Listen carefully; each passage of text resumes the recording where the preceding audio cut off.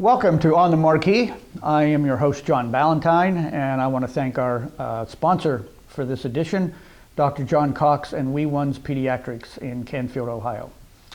Sis Soller's name is legendary here at the Playhouse. She was involved in almost every level of involvement that you could be involved in while she was here at her time. And although she can't be with us today, we do have her husband, Fred, and we're going to talk a little bit about Sis and her contributions to the Playhouse.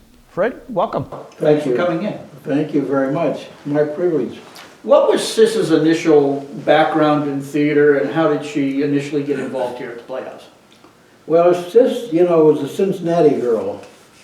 She didn't even know where Youngstown was when we met in college at Miami University. Mm-hmm. And she came here after we got married, didn't have any association with anybody. My friends were few and far between because I had been gone for 10 years with the military and with education. And so when I got back into town, my old buddies and everybody were spread out. So we just had our first youngster, who was 3 months old when we got into town. And fortunately, we were allowed to live with my mother and dad. And she was there.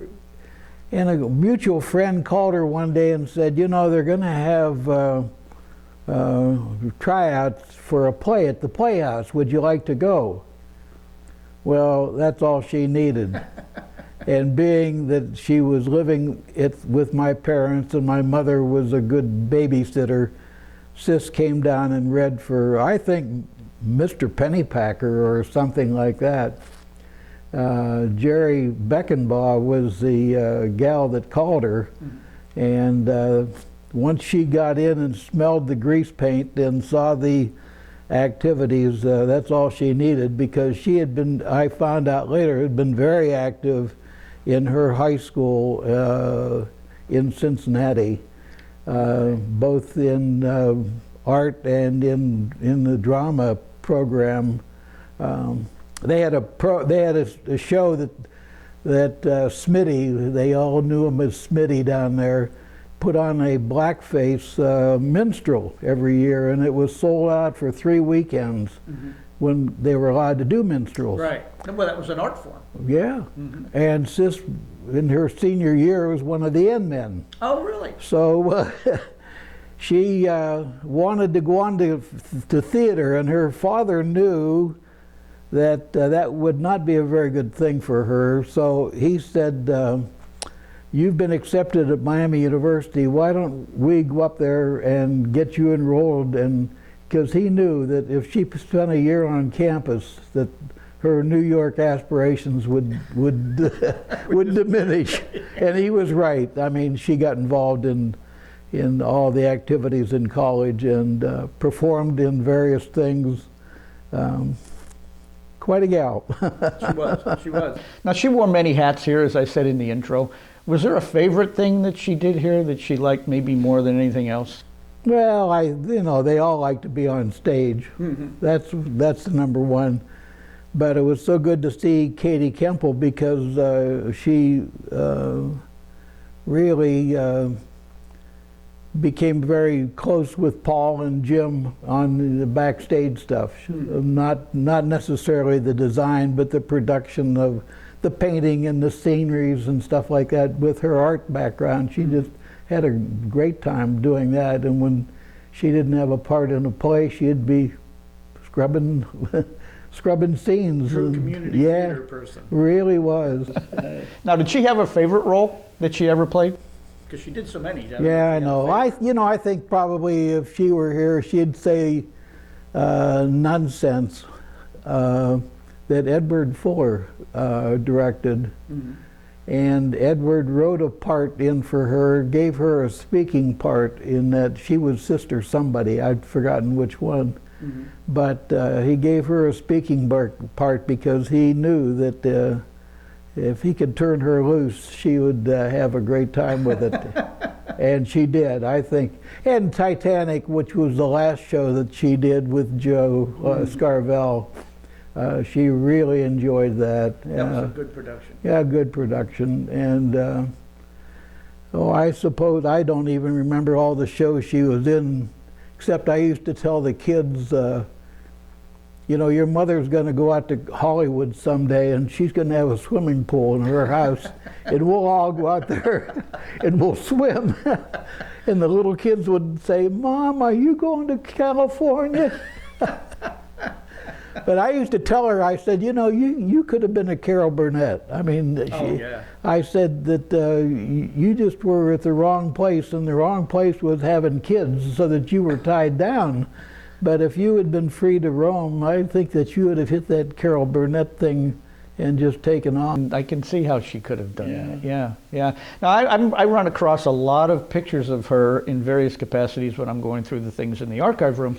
And it seems like she was involved a lot in fundraising and in not organizations, but committees at the Playhouse to help fundraise. Was that something she particularly enjoyed? Yeah, well, they had, I don't know what it was called.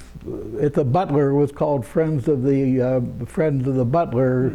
They had a women's organization that was very active here in fundraising when Bentley was the director. And they put on all kinds of, yeah, you're right, there are all kinds of things that, and they do a good job. I mean, Rennie Griffith and,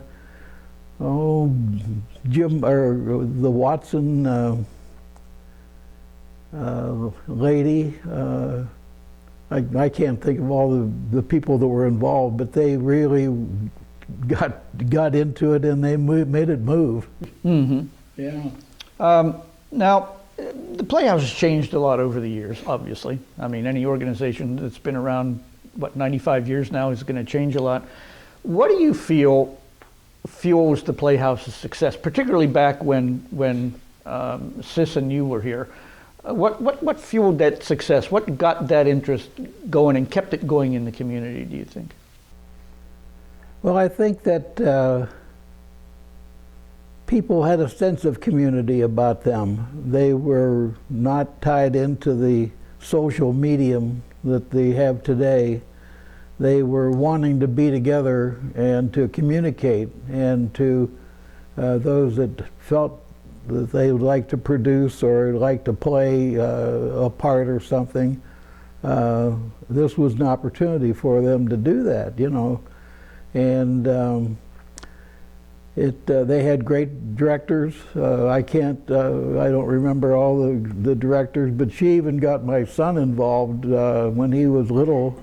Got him to play in the Music Man. He was Winthrop Peru. Okay. And so it was just that people had a sense of community and a sense of wanting to share and to be together. I don't see that today. Right, you're right, because there's so much going on everybody's life today. It seems that everybody's just being torn in so many different directions. Plus, we didn't have as many theaters then as we have now, and so this was basically the only game in town, except for maybe TNT. Well, it was the place. Mm-hmm. If you were in community theater or a non-professional actor or actress, this was the place you wanted to perform. You wanted to be able to read and get a part and feel like you've really made it when you got invited to do a part at the Playhouse. And I think these other ones spewed off because some of those people just couldn't make it here, and so they decided they'd do their own thing, which is okay. Yeah, I mean, that's room for everybody. Oh yeah. And theater, I sometimes the more theater you have, the more that spurs interest in theater, I think sometimes. Yeah. Now, Sis had a great interest in art, as you had mentioned. And she started Arts Alive, which became, I think they did 3 Arts Alives, I think over the years. How did that all come about? Well, she was an art major in college. so she had a fine arts training, fine arts background. And naturally, when we came to town, she went to the Butler and saw what was up there and had a chance to meet Lou Zona, and just it was really her bag. So she and a bunch of gals got together and they decided that they would try to raise funds for the Butler, and which they did over a period of years. This Christmas time, they always have a show where they invite juried artisans of various kinds to come in and display their wares and sell things, you know. And that relationship with Lou Zona, I think, was probably the, because she said she'd like to do that, and then he said, well, let's do it. And that's all she needed was a little, a little encouragement. And yeah, I've got those, all those notes and things that were put together for each show. I don't know what to do with them. Mm-hmm. There's only so much you can keep and so much you can collect, you know. Right. But her main thing on that was she's going to get the people in town that were known, like sportscasters and guys that were on television and women that were in various positions of leadership, and give them a little place and let them portray this painting, and away they went. Yeah, I was just going to ask you that. For those of you, for those people that are watching this who don't know what Arts Alive was, because it was a while ago, it was basically paintings that she staged to kind of come to life, as I recall. Yeah, well, they would take they were paintings at the Butler, mm-hmm. and they would have this thing framed out, and the people inserted into that frame that they were portraying, and Sis or Lou Zona would describe the painting and what it was for, and then this painting would come to life and do a song or do a dance or do something. Mm-hmm. But that's how it was done. It's a great concept. Yeah. That can get people interested in art who have never been interested in art, which I think is a great thing. Now, you were also active here for many years while she was here. And what things were you? Well, I didn't do any.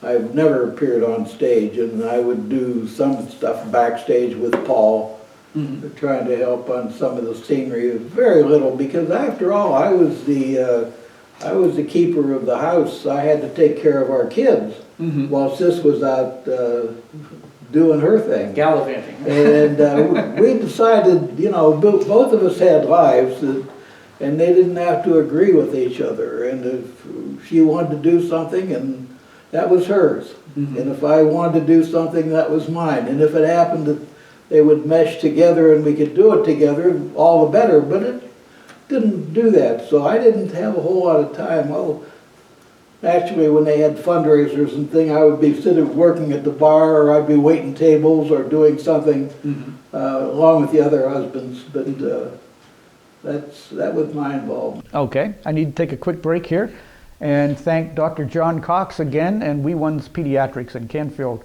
for their sponsorship of this edition of On the Marquee. The Playhouse has gone through many changes over the years, as we talked about. What is it about the Playhouse? I mean, we talked about the sense of community that made it a success back in the day when you and Sis were active here. What is it now that still keeps the Playhouse coming back in year number 95? Is it the same sense of community, or is there something else special about this place that keeps it coming back? Because I've talked to other people. A lot of other theaters in this country, if they've gone through the same problems the Playhouse has, would have closed their doors a long time ago. And this one hasn't. And it's credit to this place. I mean, the community, yes, but is there something else maybe that keeps it going as we move toward 100? I often ask myself, you know, and I could remember when it was really in its doldrums, when John Cox came in and that group of people, they would meet at our house and try to figure out how they're going to make things work out to keep the doors open. And I would listen to them and say, well, boy, you guys have a big job on your hands. But somehow they were able to make it work, and they had some real problems and some real decisions to make as far as, directors, people that were running the theater in their behalf. It was a tough deal, but they all wanted it to work, and so like the music man said, you got to think it, and if you want to think it hard enough, maybe it'll work, There you go. There you go. And kind of along that line, now that we're at year 95 and moving towards 100, where would you like to see the Playhouse move toward in the next 100 years? Well, none of us will be around. Yeah, I know. Well, as I thought when I thought about this question, do you mean physically move or program-wise move? Program-wise, yeah. Staying here in this spot, this physical. Well, I mean, they'll probably stay here, but I mean, if they would move, they'd move. But I mean, program-wise, and as far as success, building the Playhouse, continually building the Playhouse. Yeah. That's a hard one. Mm-hmm. That's a tough one to figure out. And again, I am very worried about society. I'm very worried about community. The fact that these young people today are totally relying on their smartphones, and they will not sit down like you and I are doing and have conversation looking at each other eyeball to eyeball. Mm-hmm. If they don't have their things to Twitter and some of the information that's coming over that is not very good. Right. And these young people are accepting it as gospel. And this is what's getting us into some of the problems that we're into now, because they're not getting it through their schools. Unfortunately, there are too many single-parent families, so they're not getting it at home. And you just have to talk to a few of the clergy in town, and you know that they're not getting it in church, because they're all having problems getting people to come in. They're just, I'm very concerned. I really am. I don't want to hang crepe, but unless we straighten out and have a sense of dignity and care about each other and about the country and the world, things aren't going to hold together. Yeah, that's what it seems like. Society has changed a great deal, and it hasn't really taken long to do it, it seems. Well, you imagine, how could you assemble a group of 5,000 people in a few hours' time and march downtown and create a problem for the police or for the city hall because of something that's going on?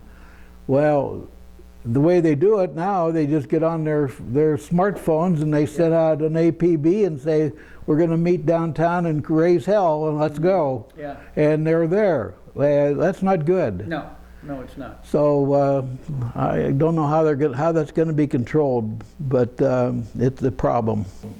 Well, hopefully theater sometimes helps address issues, always has. And hopefully theater will continue to do that, and hopefully the Playhouse can be involved in helping to address some of these issues and maybe helping to wake people up and hopefully change the course. Well, you need to have people like Meredith Willson and those people that just wrote great stuff. Yes, exactly. And not a lot of junk, but just great stuff, and people wanted to perform and use that material because it was so meaningful. Mm-hmm. It was. Yeah. Yeah. Well, Fred, I thank you for coming in today. It's welcome. Good to see you. It was good to hear some more about Sis. And well, I could give you another hour just on I'll bet Sis, you could. But thank you for including her in this series that you're doing, because she really had a love here, and she did. would do what she could. Yeah, we all miss her still. Thank you. Thank you for joining us for this edition of On the Marquee, and we will see you next time. Bye-bye.